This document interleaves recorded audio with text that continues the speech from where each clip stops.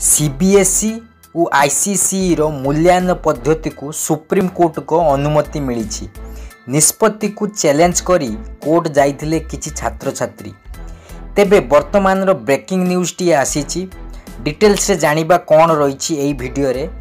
तेणु फ्रेंड्स वीडियोटी को संपूर्ण देखिबे।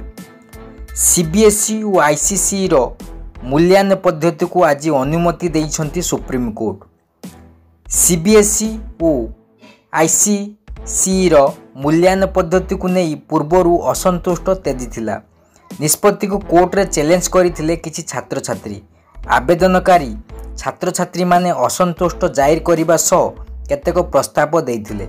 मूल्यांकन रे कंपार्टमेंट फेल होई परीक्षा देउथिबा छात्र छात्री, ड्रॉप आउट और घरोई छात्र छात्री को व्यवस्था पाई करबा को आवेदनकारी दाबी करथिले।